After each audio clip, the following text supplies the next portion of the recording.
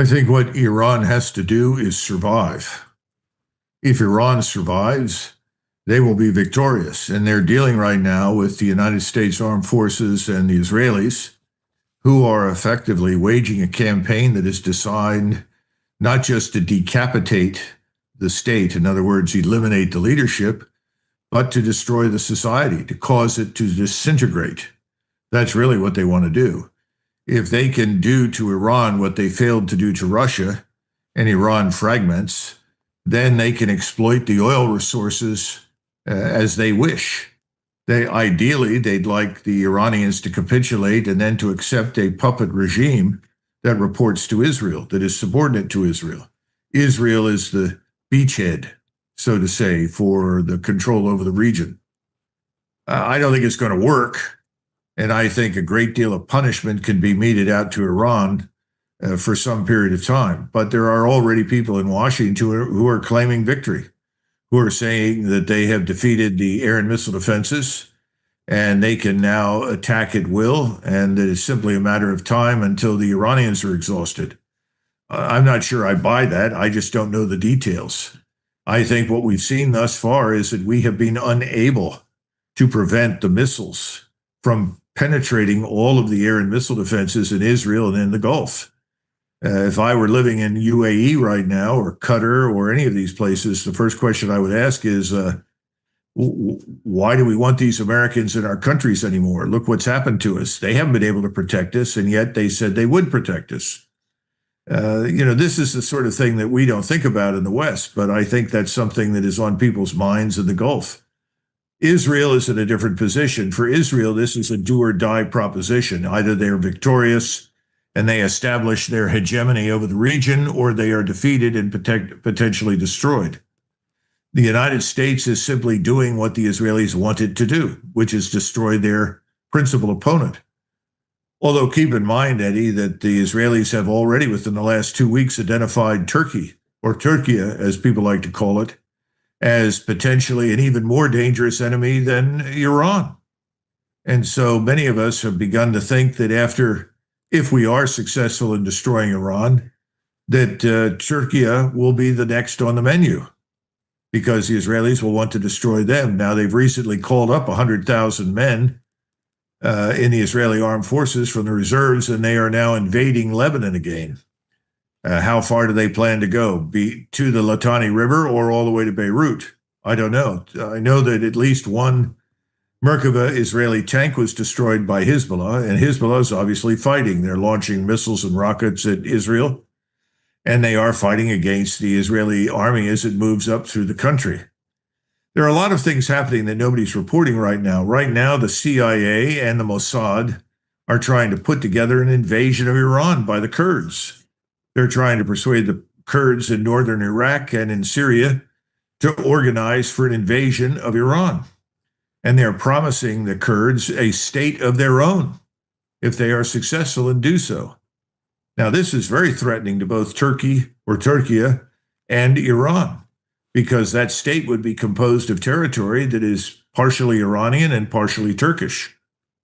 So there's a lot going on, and the fact that we are encouraging this right now leads me to believe that the air and missile campaign is not quite as successful as advertised. And, the last time we spoke, you were making a very profound point about the power that the Israeli lobby has in the United States, and that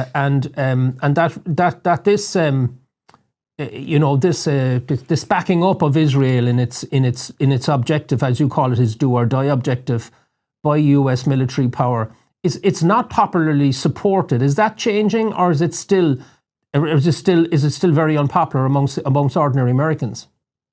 Well, without traveling across the country, I have to rely on the polls. I did travel recently, but not after the war had begun. My suspicion is that Americans are not supportive of it. And as we were talking earlier, if you go back and look at polling data, the overwhelming majority of Americans were opposed to involving ourselves in the First World War. We did not support a war against Germany and Austria-Hungary. Again, in 1939, 40, and 41, we were opposed to war against Germany. The only reason we ended up being drawn into the war against Germany is because the Japanese bombed us.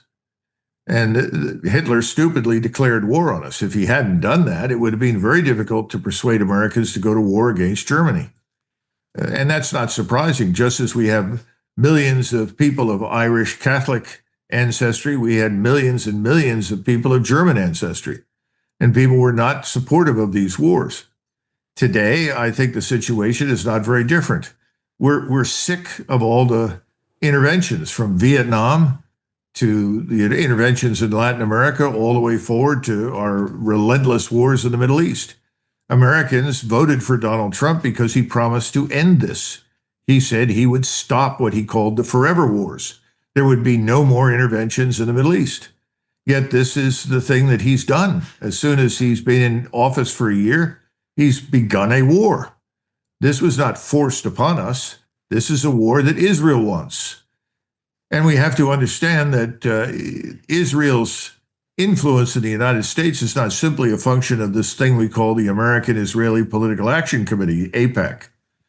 They perhaps spend $3 million a year promoting support for Israel. This is because we have a group of billionaires, perhaps 12, 15 Zionist billionaires who spend enormous quantities of money to ensure that politicians will support anything that Israel wants. And the way they do this is that they're singularly focused on Israel. And they tell any candidate for office, if you're willing to support whatever we want for Israel, then we'll give you millions of dollars and you will be elected. And if you don't support Israel and whatever Israel wants, we will give the money to your opponent. Well, this has been going on for over 20, 30 years. They now control Congress. They now control the White House. And President Trump refused much of this money during his first term. But when he decided to run for office again, he made an agreement with the Israeli billionaires, in other words, the Zionist billionaires, and said, yes, you contribute to my campaign and I will deliver for Israel. Delivering for Israel includes a war against Iran. And war with Iran is something that the Israelis have wanted for 30 or 40 years. Now, we've had a nonstop barrage of propaganda and information about Iran over the years. And when you listen to people in the news in the United States, and I think to some extent in Europe, it's as though nothing has changed in 47 years in Iran. But we know that Iran has changed profoundly. It is not this medieval society that is hopelessly oppressive to women. It's very different today. It's advanced, and it's very open to the West. And unfortunately, the Israelis have sabotaged that. So right now, we're engaged in a war that we began against Iran at the behest of Israel. In fact, we were still reluctant to become involved, and the Israelis were the first to attack. And once they had begun the attacks, President Trump said, well, then let's support the Israelis. And we went in support of Israel.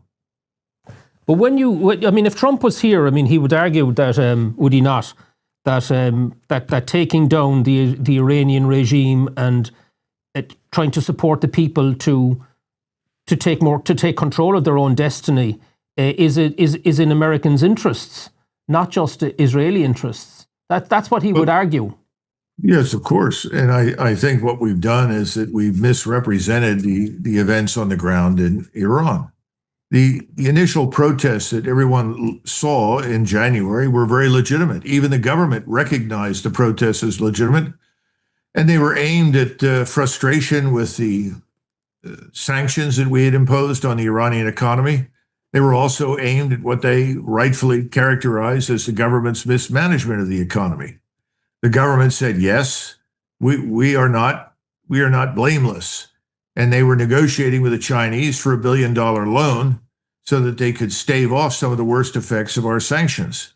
In the middle of this, the Mossad intervened with hundreds of agents, 40,000 Starlight terminals from Elon Musk and his organization, and they tried to turn this into an attempt to overthrow the government. The Mossad agents on the streets of Tehran and other cities were actually passing out weapons and urging people to kill policemen. And in fact, over 400 policemen were shot and killed. But this was made in the West to look like an uprising when in reality it wasn't. It was repurposed by the Mossad to look like something it wasn't in order to persuade us to intervene with military power against the regime. Now, thanks to assistance from Chinese and Russian intelligence, the Iranians were able to put down this Mossad-driven operation very quickly. They ran down and found the Starlight terminals, confiscated them, ended that. Actually, the Russians and the Chinese helped jam the satellites, and the whole thing stopped very suddenly, long before Donald Trump was able to make any sort of decision about, quote unquote, helping the population. I think we need to understand something. When I was involved with the Kosovo air campaign, there was this assumption that Milosevic, who became this object of derision in the West, could be bombed out of office. And it was very clear that wasn't going to happen. But it was also clear that the Serb population wanted a different government. And that's what they got after the bombing. Several months later, Milosevic was removed legitimately, legally, and a new government came to power.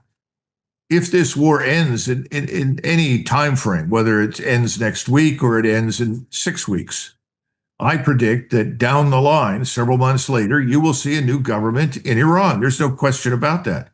The theocratic leadership of the country understands that, and that's why you've seen relaxation in Iran. The mosques are largely empty. People are not going to the mosques. In fact, if anything, there is a renaissance of what I would call Persian culture and identity, which is seen as something very positive. Islam was always treated as a foreign import. In fact, the population is referred to the mullahs often as the Arabs who rule us. Yeah. Because, again, Islam was seen as something foreign. So you're going to get the change.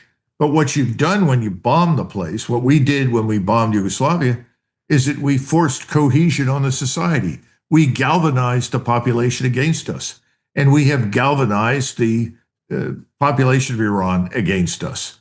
Now that it becomes clear we're trying to organize an invasion by the Kurds, and it becomes increasingly clear that our aim is to destroy Iran and break it up, which was always our aim in Ukraine against Russia, that's just going to make the Iranians that much more determined to stay together. In other words, I don't think you can bomb your way to reform. I don't think you can bomb your way to new governments. Can I just we go? should know this by now, but unfortunately we don't. Colonel, can I just go back there on your analysis there that the protests were Mossad driven, and that the Chinese and Russians were in a position to provide information to that effect. I mean, that's the implication, and that 400 policemen were killed. How, like, when you provide that analysis, which really jumps out at me because it's very different from what we've been told. Like, how do you know that to be the case? You can't own a weapon in Iran. Where did the weapons come from? They came from the Mossad agents. The organization provided them. And there was no one on the streets before this began with the Mossad dimension. Nobody was trying to kill anybody. That was quite clear. In fact, when I spoke to Iranians about it over the phone, they said, you have a battle right now between conservatives and reformers in the reform movement. Some of the conservatives are urging us to exercise patience and restraint, and the reform-oriented people are saying, no, we need reforms now. Well, that's legitimate. This sort of thing goes on. Let me give you another example. You've seen in 2020 all sorts of civil unrest in the United States, in places like Seattle and Portland and Los Angeles, in Chicago. Do you remember 2020? Yes. All this. Yeah. Were those attempts to overthrow the government? Was the government in danger of being overthrown? No, that's not true. Recently, we've had resistance to the deportation of illegals in a place like Minnesota. Does that indicate a determination to overthrow our government? No. What I'm trying to get across is Iran is a very big country. It's far more complex and sophisticated than we give it credit for being. So are we. Yeah. So jumping to the conclusion on the basis of something you see on television, oh, look, the United States is falling apart. Oh, look, the government is going to be overthrown. It's a lot of nonsense. Same thing is true about Iran. Yes, massive, yeah. And how do you see this, by the way, the big concern really, people are always concerned about, what's going to be in their backyard. But it looks as if the alleged blocking of the Straits of Hormuz seems to be, is being presented as likely driving up, the day-to-day cost of, as you would say, a gallon of gas in America, we would say a gallon of petrol or diesel in Ireland. Do you see that working its way out over the next number of days and weeks? And if so, what's on the other side of that? Because, if that's inflationary, it's going to start putting real pressure on Western economies. Yeah, no, I think it will. But let's go back and look at this supposed blockage of the Straits of Hormuz. They have not blocked the straits per se, but they have weapon systems built into the sides of mountains and hills surrounding the Straits of Hormuz that can attack ships. Some ships did try to break through when there was no blockade, but they started moving towards the Gulf. They were told to stop. They didn't. So they were attacked and they burned furiously because they had all the oil aboard for about 24 hours. Let's understand something. If you're taking oil to China and China imports roughly 50% of its oil from the Persian Gulf, the Iranians are letting those tankers through the Straits of Hormuz. The Iranians are not stopping tankers headed for China. They are stopping tankers that are headed to people that don't support them, who are opposed to them. Now, who has the most to lose? Japan imports 75 or 72% of its oil from the Persian Gulf. South Korea imports 65% of its oil. India, 50% of its oil. China, 50%. The European Union, roughly 18%. In the United States, only 2%. Now, the reason that I'm reading you those percentages is that everyone in Ireland and everyone in the European Union and everyone in Great Britain should ask the following question. Why would the United States, that professes to be our friend and ally, do this to us? Did the United States consult any of its allies before it decided to unleash a war on Iran? No. Yet we claim to be allied with South Korea and Japan. We never contacted them and said, we're thinking about doing this, but we know there could be a profoundly negative impact. We want to talk to you about this and find a way to avoid that. Did we do that? No, we didn't. Just as we treated tariffs in the same manner. We suddenly said everyone is going to be tariffed. Very stupid.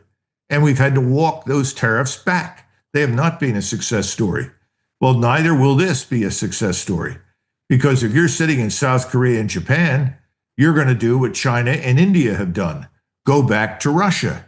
And Russia is going to pump out as much oil as it possibly can to all of those countries. And Russia will make a landslide fortune as a result.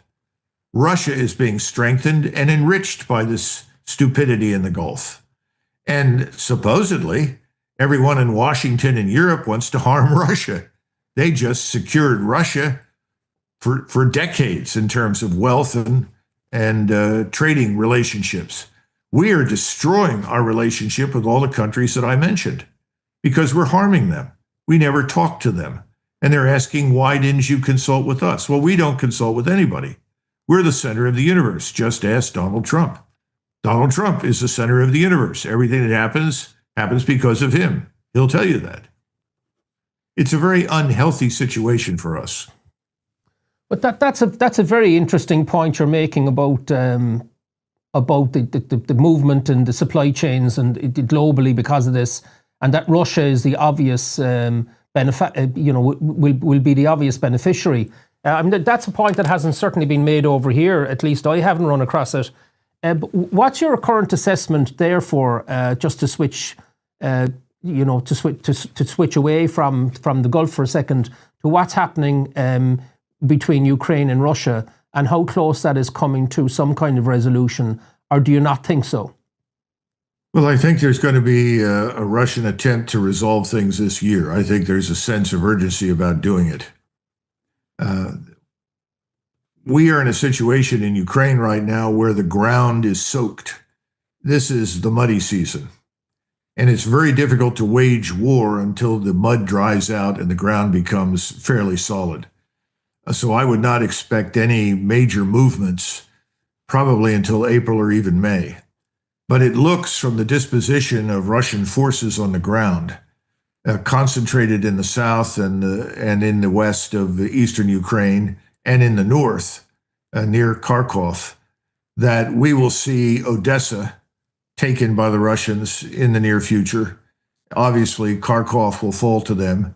The real question is that once these things happen, and I think they will happen within the next 90 days, 120 days, will the Russians then decide to cross the river and just go into Kiev? Because it's clear that the government in Kiev is not going to negotiate in good faith with Moscow on any issue of importance to both states. The answer in Ukraine was obvious and apparent. Ukraine always needed to be a neutral state on the model of Austria. That was always doable and accessible. There was no need for a war. All this business with NATO was disastrous for Ukraine. And Ukraine, for reasons of internal corruption and other problems, was never qualified to join NATO, and I would argue the EU for that matter. So I think what will happen is we'll see certainly Odessa fall back into Russian hands. Remember, Odessa was Russian from its inception, certainly since its founding in the 18th century by Catherine the Great. These things are going to happen. Now, the question is how rapidly. Ukrainians don't have much to put in the field. They're scraping the bottom of the barrel when it comes to manpower. Most of the manpower is either dead or it's left the country. Again, Ukrainians have lost between 1.5 and 1.8 million soldiers. The lies in the West about the huge losses that Russia allegedly has taken are just lies. Forget it. The Russians have lost perhaps 200,000 killed and maybe another 100,000, 150,000 wounded. But in contrast to the Ukrainians, the Russians have a very developed medical evacuation system. And so most of the people that are wounded go back, they recover, and are recycled back into the army. The other thing is that the Russians have no manpower problems. They have large numbers of people willing to fight who want to fight. And that's because Russia has not followed its historic pattern of paving the road to victory with its own dead soldiers. They have been very sparing with Russian life. So the people want the war to be over, but the Russian military is still very popular and held in high esteem. Now, when you go into Ukraine, if you step away from the mainstream, and there are a lot of German journalists who have actually gone into Ukraine, Finnish journalists as well, and the picture they paint is of a population west of the Dnieper River that wants this war to end. And if anything, they vary in attitudes towards dislike and absolute hatred of Zelensky and the corrupt government that he presides over. So I think we'll see it end. I think there's a good chance that it will end. And of course, Putin has waited for change in the governments in Western Europe, particularly Berlin, Paris, and London. That may yet happen because I see no evidence that the European populations are in any hurry to put on uniforms and march east to fight the Russians in Eastern Europe. Can I just bring you back there just to the numbers? Because I've asked you this once before, but just for those who haven't heard you before, the numbers you're giving there about the casualty rates in Ukraine and the much lower casualty rates in Russia, in the Russian military, that's completely opposite to what's being presented by the Western media. So how are you getting your information? And from people on the ground in Poland, Ukraine, and Russia. Okay. The other thing is that analysts on the inside at the CIA and elsewhere, they know the truth because they can see the satellite imagery, and you can do this on commercial satellite, see the imagery for the cemeteries. Yeah. The cemeteries in Ukraine are chock full, and they've actually buried thousands of people in mass graves using bulldozers, trying to disguise the losses. You also have a tendency in the Ukrainian army not to report losses because then the money that comes in to pay the people who are dead goes into the pockets of the battalion commander, the brigade commander, the company commander. So the widows and orphans never get paid anything. This is how horribly corrupt Ukraine is. If you're wounded, you have to be prepared to pay someone to take you to an aid station or a hospital. This is the end of the Ukrainian state. It's hanging on by its fingernails. But you have a facade that is well financed and propped up by MI6 in Great Britain and the CIA, and by the way, the Mossad, because the relations between the leadership in Ukraine and Kiev and the leadership in Israel and the United States are all very close. So how do you see that then playing out if there is going to be an end to it this year? And you're suggesting that Odessa will be taken, which gives greater access to the sea to the south. How do you see what will Ukraine look like after this? I mean, I presume that it's going to be, as you call it, a neutral state. But will it be a puppet of anybody? I mean, in other words, could it all just kick off again at some stage in the future unless something more permanent is organized for it?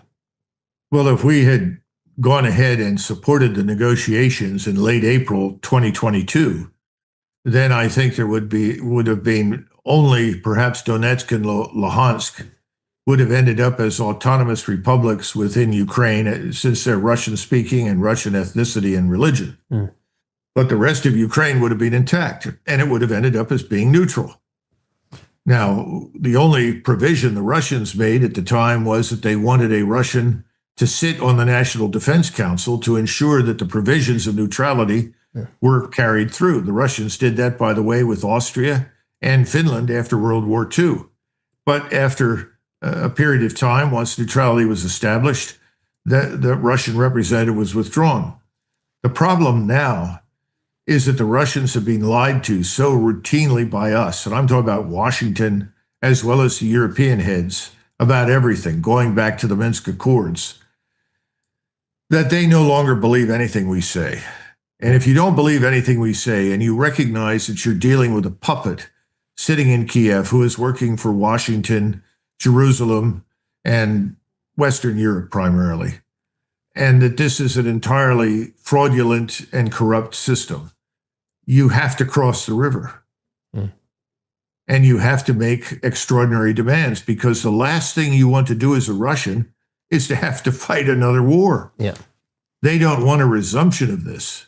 In other words, they don't want a government that is dedicated to cultivating hostility towards Russia, a government that is going to rebuild forces whose only existence is to destroy Russia, whose only purpose is to destroy Russia.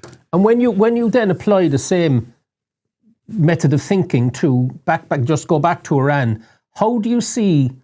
Now, I know it's a very fluid situation, but you have a very good take on it.